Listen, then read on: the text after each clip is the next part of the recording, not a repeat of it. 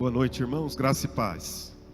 Amém? Você que nos assiste também pela internet, Deus abençoe a sua vida. É um prazer estarmos juntos, ainda que por esse meio virtual. Você que está presente aqui no templo, Deus abençoe sua vida. Seja muito bem-vindo aqui para esse tempo de adoração e de louvor ao nome de Jesus. Nós teremos nos dias 19 e 26 de novembro, 2 dias que separaremos para o estudo da Palavra de Deus, para aqueles que desejam tornar-se membros da primeira IPI de Marília. Então, você que deseja se tornar membro da igreja, eu gostaria de convidar você a se inscrever pelo aplicativo. Você que não tem um aplicativo, muito importante que você o tenha. É só procurar pelo aplicativo IPI do Brasil. E lá você seleciona a primeira IPI de Marília. Você vai ter as igrejas da IPI do Brasil e você vai selecionar a primeira IPI de Marília. E quando você fizer isso, vai fazer um pequeno cadastro. E aí você já tem nos eventos dentro do aplicativo, a partir de amanhã à tarde, né, Felipe? A partir de amanhã à tarde você já tem lá esse evento que será o curso de novos membros. Serão 2 dias, dia 19 e 26. 2 períodos, na verdade, né, desse dia. Depois nós estaremos trazendo maiores informações a respeito. E você também que deseja participar dos nossos cultos do sábado e domingo que vem, você também, a partir de amanhã à tarde, já tem a oportunidade de se inscrever pelo aplicativo. É importante que nós façamos isso, porque nós precisamos ter o controle do número de pessoas dentro do templo. Abra sua Bíblia, por favor, comigo, em Juízes, capítulo de número 7. Juízes, capítulo de número 7.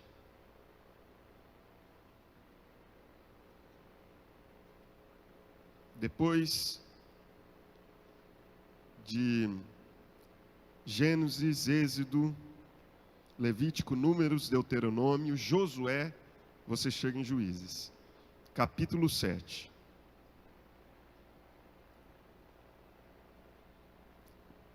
Eu vou ler apenas os 7 primeiros versículos e depois nós até eventualmente vamos usar todo o capítulo, mas basta os 7 primeiros versos para nós entendermos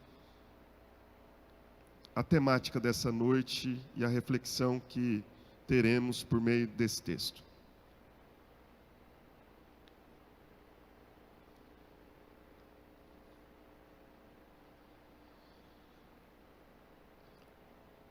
Diz assim a palavra de Deus: Então Jerubaal, isto é, Gideão, se levantou de madrugada, e todo o povo que com ele estava, e acamparam junto à fonte de Arode, de maneira que o arraial dos midianitas ficava ao norte deles, no vale, perto do monte de Moré. O Senhor disse a Gideão: É demais o povo que está com você para eu entregar os midianitas nas suas mãos. Israel poderia se gloriar contra mim, dizendo: A minha própria mão me livrou. Portanto, anuncie ao povo o seguinte: quem estiver assustado e com medo, saia da região montanhosa de Gileade e volte para casa. Então, 22.000 homens voltaram e 10.000 ficaram. Então o Senhor disse a Gideão: Ainda há povo demais, faça-os descer até as águas, e ali eu os provarei para você. Aquele de quem eu disser, este irá com você, este de fato irá com você. Porém, todo aquele de quem eu disser, este não irá com você, esse não irá. Gideão fez com que os homens descessem até as águas. Então o Senhor lhe disse: Todos os que lamberem a água com a língua, como faz o cachorro, esses você deve pôr à parte, separando-os daqueles que se ajoelharem para beber. O número dos que lamberam, levando a mão à boca, foi de 300 homens. Todos os outros se ajoelharam para beber a água. Então o Senhor disse a Gideão: Com estes 300 homens que lamberam a água, eu livrarei vocês e entregarei os midianitas nas suas mãos. diga a todos os outros que voltem para casa. Amém. Pai Santo, eu reconheço que nós não podemos nos aproximar da Tua doce, santa, da Tua acolhedora presença, senão por causa da Tua graça, bondade e misericórdia. Nós não nos achegamos reivindicando direitos, nós não nos aproximamos fundamentados, ó Pai, em nossas justiças, em nossos méritos, em nossas pretensas boas obras. Nós o fazemos pelo sangue do Cordeiro Jesus Cristo. E é por isso que agora, Deus, na Tua presença, eu peço que o Senhor nos dê sabedoria para discernir a Tua palavra. Ó Deus, a sabedoria que não temos, a prudência que precisamos, o discernimento que só o Teu Espírito pode nos conceder. Perdoa os nossos pecados, Senhor. Purifica o nosso coração e ajuda-nos em nossas fraquezas. Eu te peço em nome de Jesus. Amém. Nem sucesso, nem fracasso. Quando nós lemos o Antigo Testamento, nós encontramos muitas lutas territoriais. É muito comum nós encontrarmos no Antigo Testamento essa busca por conquistas de territórios. Por quê? Porque isso era, de fato, algo absolutamente normal para aquele tempo.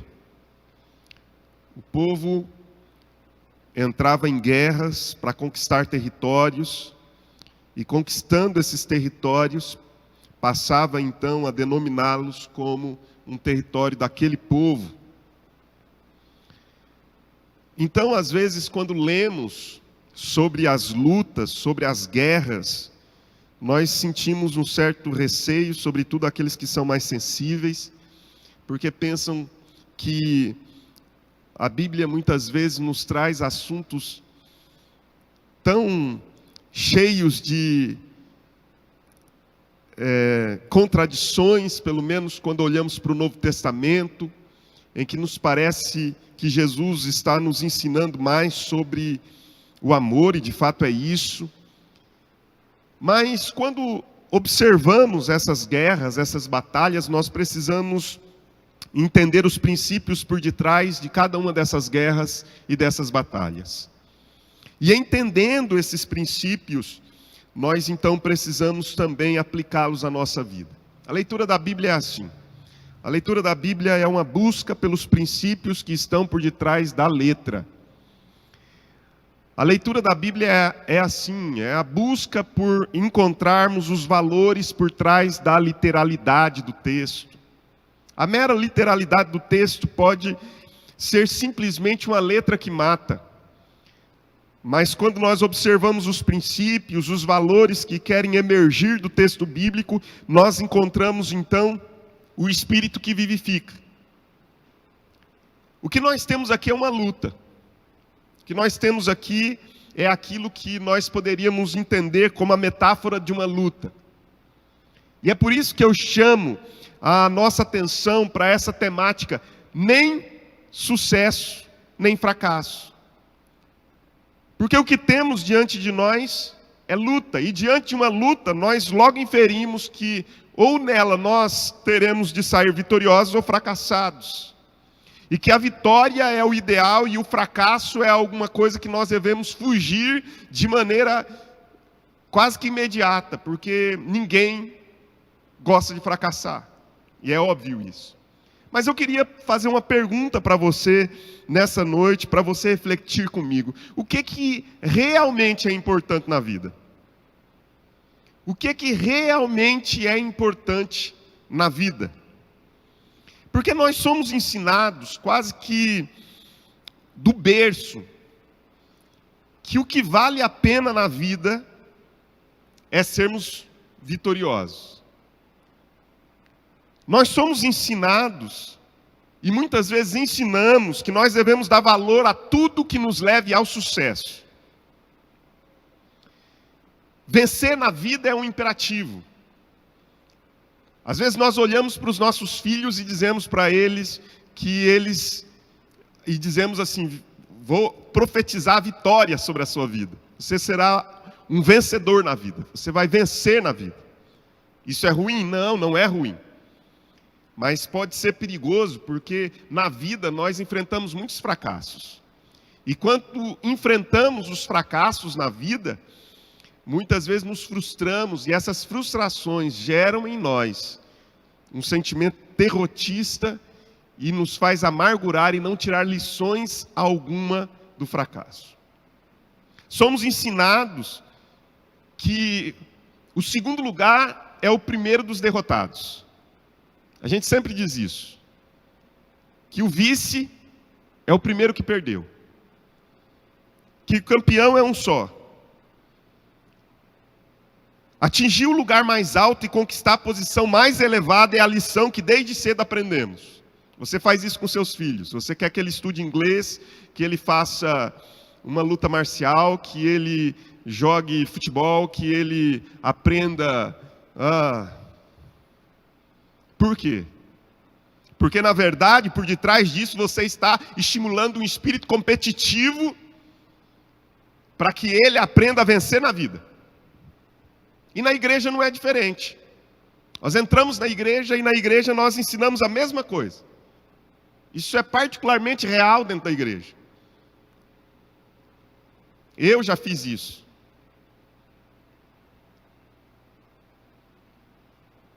E eu tenho ouvido muita gente fazendo e que continua permanecendo nessas fórmulas para o sucesso. As fórmulas para o sucesso. Como tornar-se bem-sucedido? Aí você ouve a pregação, são 5 passos para o sucesso. Como vencer na vida?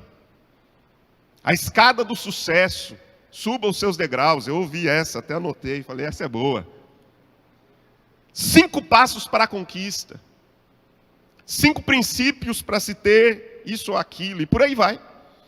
E muitas vezes nós ficamos, não sei você, eu parei com isso porque essas fórmulas geravam em mim muitas vezes frustração, porque eu ouvia as fórmulas e percebia que muitas vezes elas não funcionavam na minha vida. Me desculpe, pode funcionar na sua, mas na minha não funcionavam muitas vezes.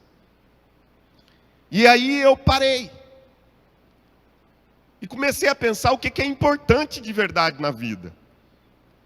Nós vamos arrancando e retirando textos bíblicos do seu contexto e vamos fazendo com que esses textos sejam aplicados da maneira como nós achamos que é mais importante para nós. Então nós dizemos, somos mais que vencedores em Cristo, mas esquecemos de todo o contexto, seja na tribulação, na fome, na nudez, seja na perseguição, na morte, na vida, na luta com principados, com potestades. Tudo posso naquele que me fortalece, mas nos esquecemos que nós podemos tudo naquele que nos fortalece em meio ao tempo de fartura, ao tempo de escassez, no meio da perseguição, no meio da bonança, no meio da guerra. Tudo podemos de fato em todas as circunstâncias naquele que nos fortalece. Mas tudo isso porque nós queremos encontrar o caminho do sucesso e da vitória. E aí eu lhe faço a pergunta, o que de fato é importante na vida? Guimarães Rosa diz que nem a partida nem a chegada, mas a travessia. E se eu pudesse parafraseá-lo, eu diria nem o sucesso nem o fracasso, mas a luta. O que é de fato importante na vida? Nem o sucesso, nem o fracasso, mas a luta. A luta em si. E não apenas a luta, mas o que a luta gera enquanto lições que permanecem no meu coração. Se não conseguimos aprender com a travessia, de nada valeu. O importante na vida não é somar vitórias e angariar sucesso, mas o quanto de vida nós acumulamos nesse processo. O importante na vida não é lamentar a derrota, mas encontrar sentido nos fracassos. Assim, nem sucesso nem fracasso. mas o quanto eu aprendi ao longo do caminho. Porque do que vale o sucesso se no processo eu não me qualifiquei como pessoa? O que vale ser bem-sucedido se no processo eu não me tornei um ser humano? O que vale ser uma pessoa que as pessoas admiram porque conquistou mundos e fundos, mas por dentro se desqualificou como pessoa, perdeu a alma, perdeu-se, saturou o coração, se desalmou no processo. E é por isso que Jesus diz que de nada adianta ganhar o mundo inteiro e perder a alma, porque pode ser que você se torne um sucesso, mas um fracasso, porque se desalmou nesse processo. Portanto, não é nem sucesso, nem fracasso, mas o quanto a minha alma foi refinada. Tenha sido o resultado sucesso, fracasso, vitória ou derrota. Então, eu queria convidar você nessa noite a observar algumas lições desse texto aqui que nós selecionamos para meditar. E a minha sugestão é que você pudesse dar atenção a isso, abrindo o seu coração e entendendo que a gente precisa aproveitar o caminho mais do que o destino. Que a gente precisa apreciar o trajeto mais do que a linha de chegada. Porque o importante na vida não é vencer e nem é perder, mas é o aprendizado que fica e os valores que nós absorvemos enquanto nós enfrentávamos a luta. Se no caminho eu venci, eu preciso saber como venci. E se no caminho eu tive derrotas, eu preciso saber o que aquelas derrotas me ensinaram. Então, quais são as lições que ficam da luta de Gideão com os amonitas? Queria que você pudesse prestar atenção comigo a partir do versículo 2. Você já observou o que aconteceu aqui? Deus, de vez em quando, usa as estratégias mais estranhas. E ele diz para Gideão o seguinte, quando eles estão diante da luta com os midianitas. E Deus diz para Gideão, Gideão, é demais o povo que está com você.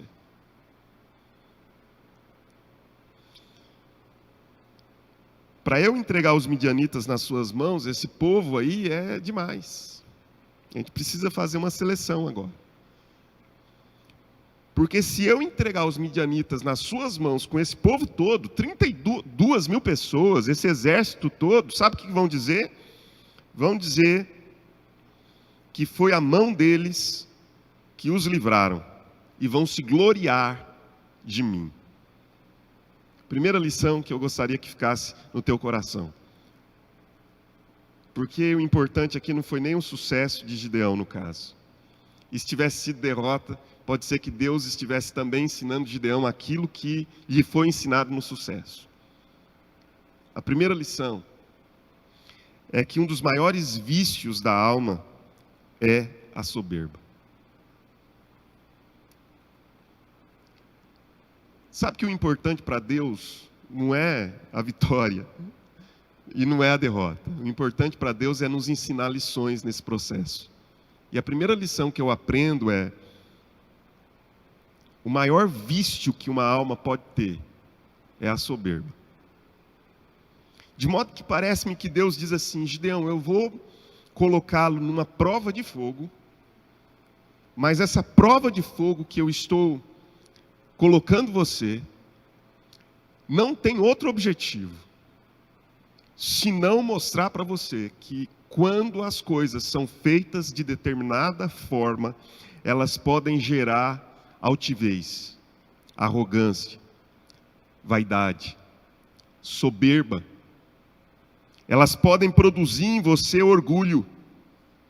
E não existe, me parece que por detrás dessa luta, Deus está ensinando Gideão o seguinte: não existe mal que mais consome e cansa a alma do que a vaidade, o orgulho, a soberba, a altivez, a jactância. Deus diz: o que eu vou fazer, Gideão, eu estou fazendo apenas e tão somente para mostrar para vocês que não é quem corre, mas é o Senhor dando a vitória. Não depende dos carros ou dos cavalos, mas depende de mim. O que eu estou fazendo, Gideão, eu estou fazendo para mostrar para Israel que eles não podem confiar nos carros, nem nos cavalos, nem na habilidade do flecheiro, nem na agilidade daquele que tem nas mãos a espada.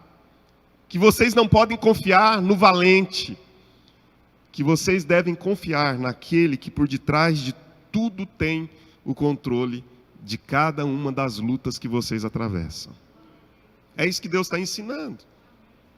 Que a luta que você está, ou que eu estou atravessando, precisa produzir em mim humildade, porque não existe nada que canse mais a alma e que consuma mais com tudo que há de bom dentro de nós do que o tal do orgulho, da vaidade, da soberba.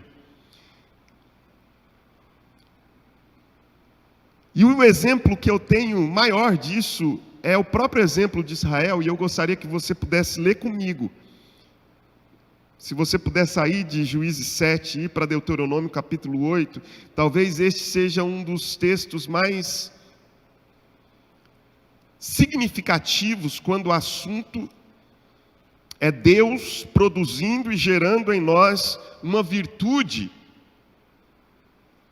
única, que é a virtude da humildade. E Deus arrancando dentro de nós esse vício absurdo que nos leva, seja em vitórias ou derrotas, a nos tornarmos pessoas a quem Deus luta. Deus luta com todo aquele cujo coração é orgulhoso. A Bíblia diz que Deus resiste aos... A maior luta de Deus é não lutar contra mim. A grande luta de Deus é produzir em mim humildade para que Ele não se torne aquele que resista às minhas investidas. Então observe que o texto de Deuteronômio capítulo 8 diz assim: tenham o cuidado de cumprir todos os mandamentos. Vá para o versículo 2 direto. Lembrem-se de todo o caminho pelo qual o Senhor seu Deus os guiou no deserto durante esses 40 anos. Então, quando Deus toma o povo, os tira do Egito e os introduz num deserto, e deixa esse povo 40 anos no deserto, há um propósito por detrás disso. O propósito por detrás do deserto nada mais é do que purificar a alma deste povo que havia sido contaminada pelos valores do Egito. E um dos valores que há no Egito, meu irmão, é que este povo plantava, regava e colhia com o esforço do próprio braço. Aí Deus diz para Israel: a partir de agora vocês vão possuir uma terra, e nessa terra vocês comerão daquilo que eu lhes der. Nessa terra eu abrirei os céus, para que dos céus venha chuva e regue a terra. Vocês se descontaminarão do Egito. E no processo, Deus precisou fazer algo com este povo, durante 40 anos. E o que Deus precisou fazer com eles?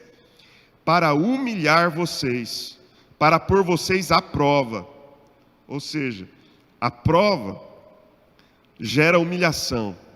Para saber o que estava no coração de vocês, se guardariam ou não os seus mandamentos. Ele humilhou vocês. E às vezes a gente acha isso assim terrível. Como é que Deus humilha? Deus só exalta. Mas a Bíblia está dizendo: Ele humilhou vocês. Por que Deus muitas vezes nos humilha? Porque na humilhação nós estamos sendo preservados de um dos maiores males que pode existir na alma humana: soberba, arrogância, altivez de espírito, Bem-aventurados os humildes de espírito, porque eles herdarão o reino dos céus. Ele nos humilha, nos deixa passar por lutas que nós não entendemos a razão. Ele nos sustenta no meio dessas lutas, mesmo que nos permita circunstâncias que nós pensamos por que Deus está permitindo isso. Continue comigo, veja o que diz o versículo de número 11. Tudo isso, levar para o deserto, para humilhar, tem um propósito. Tenham cuidado de não se esquecer do Senhor seu Deus. Verso 12.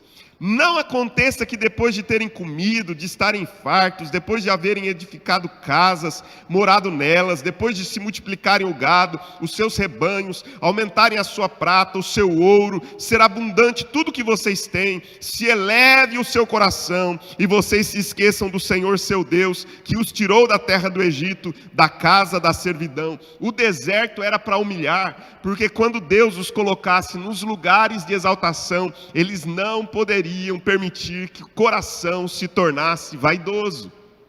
Então, meu irmão, não é nem sucesso nem fracasso, mas é o aprendizado da travessia. Então, meu irmão, não é nem a vitória nem a derrota, porque quando nós aprendemos os valores de Deus e eles são introjetados dentro do nosso coração, nós saberemos conviver com o sucesso ou com o fracasso, com a vitória ou com a derrota, e nem nos importará mais se fomos vitoriosos ou derrotados, se fomos bem-sucedidos ou fracassados, porque no final das contas o que valeu foi aquilo que Deus me ensinou no processo, e o que Deus me ensinou no processo é que não depende de mim, depende dele. Se a vitória veio dele. E se ele permitiu a derrota traz alguma lição, porque também veio dele. Mas nós, quase que inadvertidamente, sempre dizemos, não, a vitória é de Deus, mas a derrota é de Satanás. Nem o sucesso nem o fracasso, ainda que o fracasso possa ter vindo como uma ingerência maligna, Deus ainda assim tem o controle, como diz Lutero, até o diabo é o diabo de Deus. O texto continua. Verso de número 15.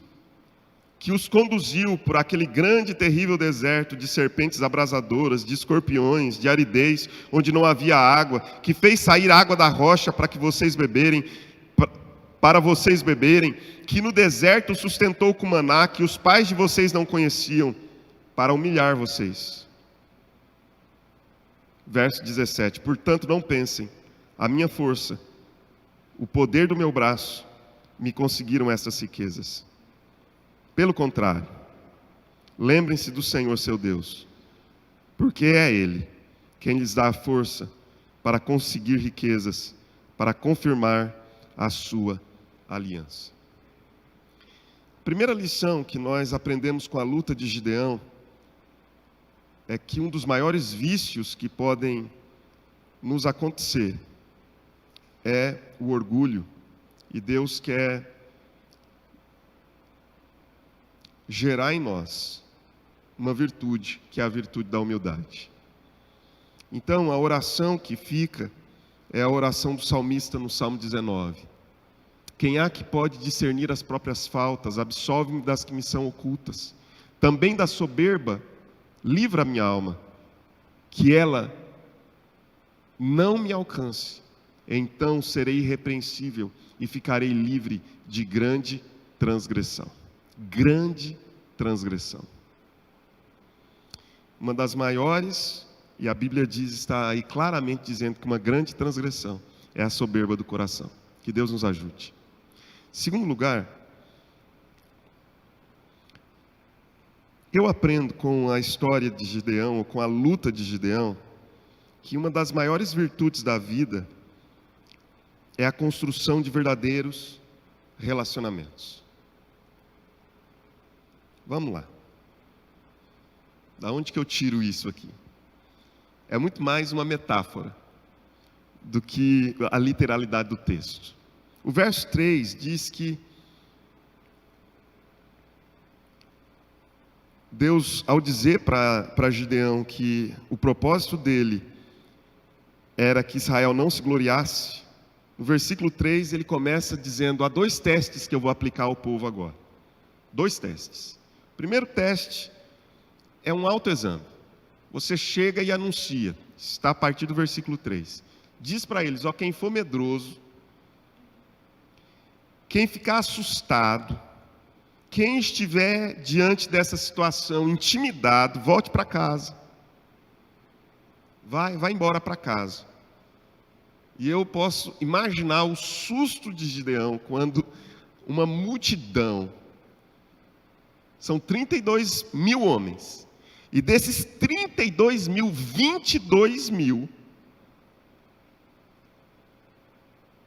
pegam o caminho de volta para casa. É muita gente covarde.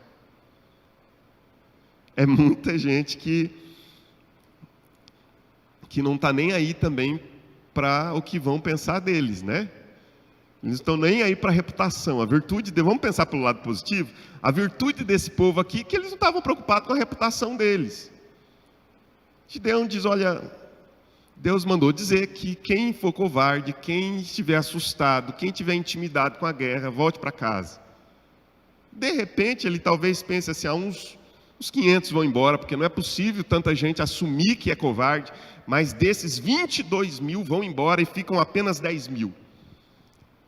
Gideão já deve ter ficado assustado e pensado: bom, mas com 10 mil a gente encara os amonitas ainda. Aí Deus olha para ele e diz: agora tem um outro teste, porque ainda é muita gente que vai. Vamos levar esse povo para tomar água. E quando eles estiverem tomando água, você vai perceber o seguinte: aqueles que lamberem as águas como um cão, esse você põe de um lado. E aqueles que tomarem as águas na mão e a lamberem, trazendo a mão até a boca, esse você põe do outro lado. Eu fico imaginando Gideão pensando: tomara que seja aqueles que lamberem igual cachorro. Porque ele vê que os que lamberam igual cachorro são 9.700. E ele fica pensando: tomara que seja esse grupo aqui. E aí Deus olha para ele e diz: agora, Gideão, aquele que eu disser, esse irá com você, esse irá. Mas aquele que eu disser, esse não irá com você, esse não irá. E Gideão na torcida: Senhor, que sejam os 9.700. E Deus diz: são esses 300 aqui. E ele diz: eu sabia.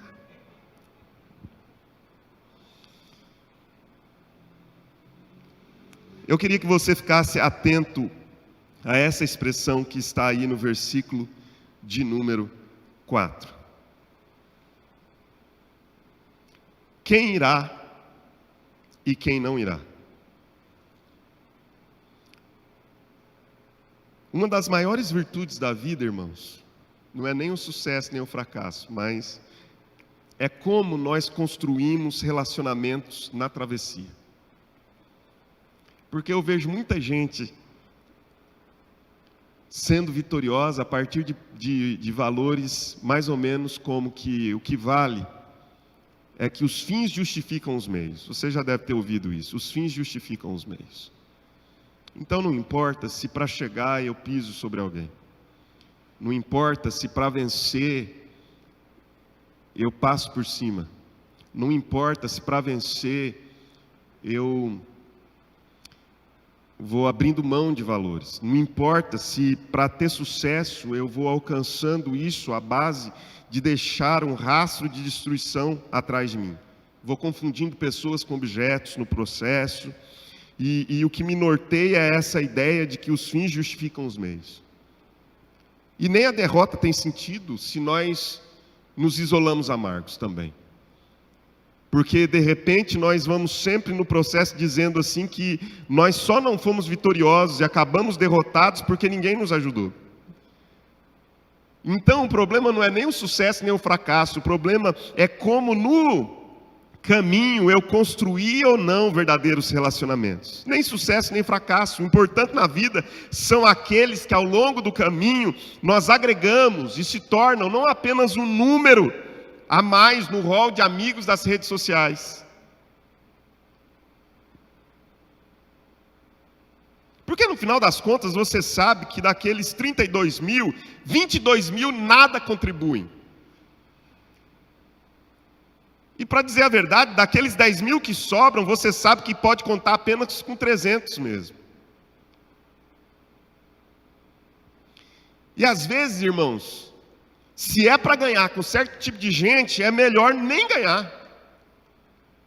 Se é para ganhar com algumas pessoas nos apoiando, dizendo, estou contigo, é melhor nem ganhar. Irmãos, nós precisamos pensar que muitas vezes o que Deus quer nos ensinar é que em cada luta que nós atravessamos, vale muito a pena a gente identificar as verdadeiras amizades que nos aparecem, que são aqueles 300 leais que ficam do nosso lado. Quando a gente enfrenta uma dificuldade, um problema, vale a pena a gente parar para pensar quem ficou conosco, quem nos ofereceu uma oração, quem nos deu uma palavra de incentivo, quem chorou conosco, quem nos abraçou, quem disse que era possível, ou quem disse, olha, mesmo que você não consiga chegar, eu estou aqui, se precisar de mim, eu vou permanecer aqui, porque o que vale não é nem se nós fomos vitoriosos ou derrotados, mas o que vale é se nós fizemos amigos. Quantas vezes nós encerramos determinados projetos, ou nós alcançamos nesses projetos tudo aquilo que nós almejamos, mas aquilo que valia a pena mesmo, que é relacionamento, porque vida cristã é relacionamento, nós não construímos nada, porque o que nós queríamos de verdade era o sucesso. E nós não construímos nada que valha verdadeiramente a pena, que são verdadeiros relacionamentos. Gente com quem a gente pode contar sempre. Amigo verdadeiro. E por fim, eu queria que você pudesse atentar que a luta de Gideão nos ensina que a melhor arma será sempre a fé. A melhor arma em qualquer luta que você atravessar será sempre a fé. Observe que há 3 movimentos da fé aqui. O primeiro movimento da fé é que Deus sempre nos provará. Tiago diz que Deus prova a fé. A provação da vossa fé, uma vez confirmada, ou seja, a fé é provada sim. E como que a fé de Gideão foi provada? Talvez naquele momento da torcida, em que ele estava pensando, tomara que sejam os 9.700 à minha esquerda. E de repente Deus diz, Gideão, é com estes que você vai lutar, com os 300. Ele podia trazer vários questionamentos a Deus. Mas junto com a prova da fé, sabe o que Deus faz conosco? Deus fortalece a nossa fé. Junto com a prova da fé, Deus fortalece a fé. Por quê? Nós não continuamos a leitura do texto, mas na continuidade a Bíblia diz algo fenomenal. Naquela mesma noite em que Deus disse para Gideão, é com esses 300 que você vai lutar, Deus também disse, levante-se e ataque o arraial, porque os entreguei nas suas mãos. E se você ainda está com medo, desça até o arraial. E a Bíblia diz que Gideão desce até o arraial. E quando ele chega até o arraial dos midianitas, na surdina, de maneira sorrateira, ele ouve uma conversa de 2 soldados midianitas. E os soldados estão conversando a respeito de um sonho que um deles teve. E o sonho era o seguinte: Veja aí, verso 13. Quando Gideão se aproximou, eis que certo homem estava contando um sonho ao seu amigo. Ele dizia: tive um sonho, eis que um pão de cevada vinha rolando dentro do arraial dos midianitas, bateu contra a tenda, de maneira que esta caiu, se virou de cima para baixo e ficou estendida no chão. O amigo respondeu: isso não é outra coisa, a não ser a espada de Gideão, filho de Joás, homem israelita. Deus entregou nas mãos dele os midianitas e todo este arraial. Você presta atenção nisso. Deus prova a nossa fé sempre, mas junto com a prova da fé, Deus fortalece a nossa fé.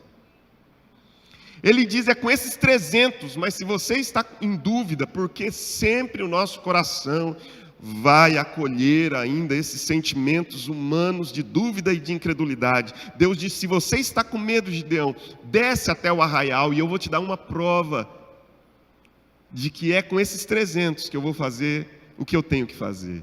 E ele desce, e quando ele chega, há uma ação da providência de Deus. Não há nada de milagre aqui, há uma providência de Deus. Que providência é essa? Ele chega no momento em que um amigo está contando a outro sobre um sonho, e aquele que ouve dá a interpretação do sonho, e a interpretação é, isso aí nada mais é do que Gideão e a espada dele descendo contra os midianitas. Deus entregou o nosso povo a Gideão, nós estamos perdidos, eles vão dominar a gente. Aí Gideão diz, só pode ser Deus.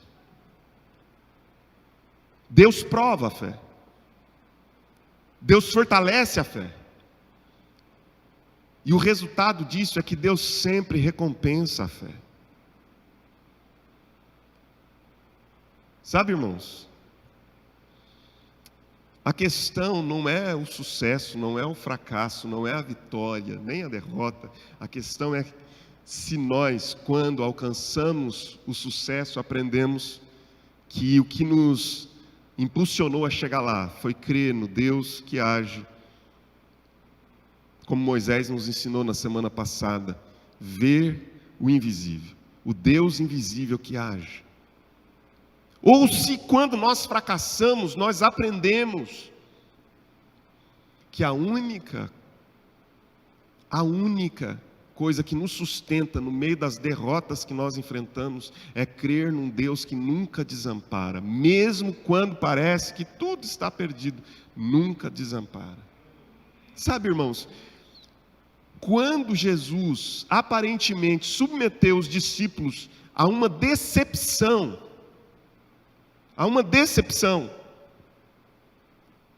ele deixou claro para os discípulos que aquela aparente decepção que eles estavam sofrendo era para que a fé deles se fortalecesse. E aí você diz, quando foi isso?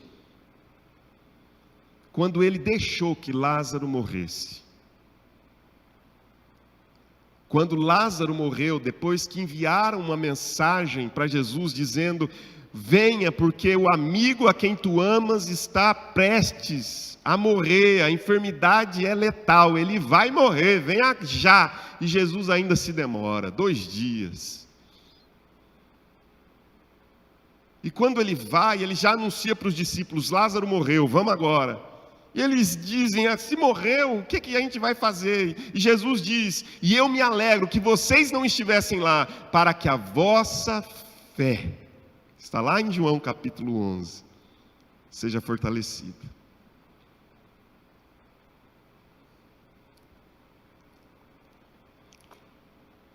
A melhor arma na luta é sempre a fé.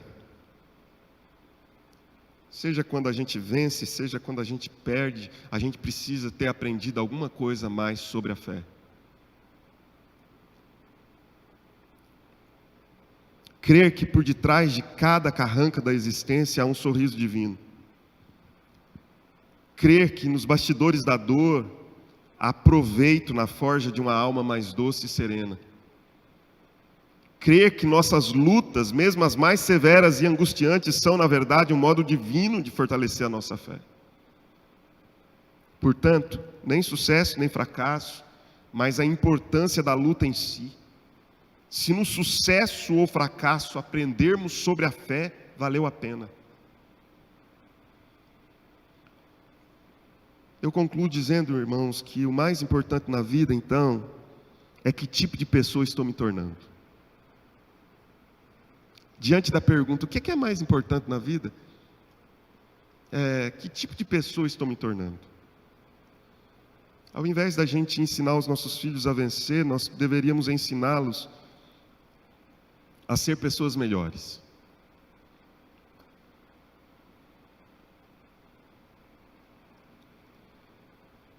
Eu me lembro de uma chargezinha que eu li, em que um homem pergunta para um sábio: me indique qual a melhor carreira a seguir. E o sábio disse: seja um bom homem, porque nessa área você vai oferir grandes lucros e há pouca concorrência. Você quer uma área em que você vai ter grandes lucros e pouca concorrência? Melhore-se, seja uma pessoa melhor. Aprenda com as suas lutas. Aprenda com as suas lutas. E não importa se vai ser sucesso ou fracasso, importa que no processo eu aprendi. E nem a partida, nem a chegada fez diferença, porque a travessia foi o que eu mais precisava. Vamos ficar de pé? A minha pergunta para você é: quantos degraus você subiu, não na escada do sucesso, mas na escada da humanidade, de alguém que está se transformando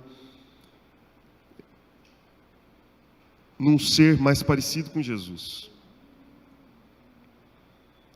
No final das contas, sucesso ou fracasso são apenas pretextos. Preste atenção nisso, por favor. No final das contas, sucesso ou fracasso são apenas pretextos. Pretextos divinos, para que valores sejam introjetados em minha vida e construam uma pessoa mais parecida com Jesus de Nazaré.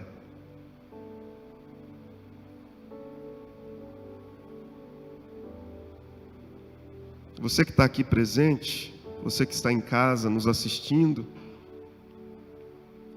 você pode repetir isso comigo, porque é isso que fica.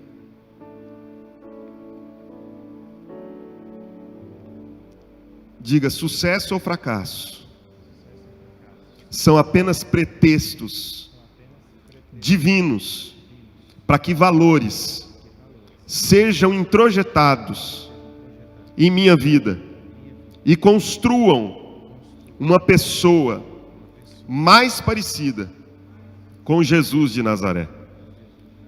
É isso que Deus quer. Te mostrar que um dos maiores vícios da alma é a soberba. Mostrar a você que uma das maiores virtudes da vida é fazer amigos, construir relacionamentos verdadeiros. E é nos mostrar que a maior arma na luta é a fé. É a fé.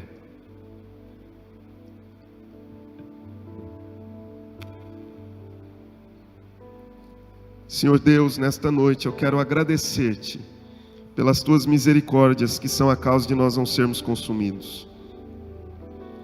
Eu quero agradecer-te porque nesta noite, indigno que somos, ainda assim podemos nos aproximar do trono da graça e sermos, ó Deus, fortalecidos e recebermos socorro e recebermos, ó Deus, força para permanecer, para continuar. Fica, ó Deus, com os meus irmãos que estão aqui nesta noite, fica com os meus irmãos que estão em suas casas e nos ensina lições que nós aprendemos com a nossa luta. Tira os nossos olhos, ó Deus, daquilo que será no fim da luta e coloca os nossos olhos no processo, na travessia, para que nós nos tornemos nesse processo pessoas mais parecidas com Jesus. Dá-nos um coração igual ao de Jesus, por favor, Senhor, um coração igual ao de Jesus. Que o Senhor nos ensine, ó Deus, de modo que nós possamos aprender de Jesus, que é manso e humilde de coração. de modo que nós possamos aprender de Jesus, que mesmo diante do beijo da traição, chama Judas de amigo. De modo que nós possamos aprender com Jesus, que mesmo diante da cruz, continua olhando na certeza da ressurreição, porque a maior arma que temos em cada luta que enfrentamos é a fé, a certeza de coisas que nós esperamos, não vemos, mas esperamos. É isso que nós te suplicamos, Senhor, no nome de Jesus e para a glória de Jesus. Amém e amém. Vamos adorar ao Senhor. Se eu me humilhar diante do teu altar e sacrificar aquilo que me custar, me inclinarás os teus ouvidos ao meu clamor. Mais vale dia no centro do teu querer que toda a vida sem jamais te conhecer. Tu és minha fonte, minha colheita, minha herança. Se eu me humilhar diante do teu altar e sacrificar aquilo que me custar, me inclinarás os teus ouvidos ao meu clamor.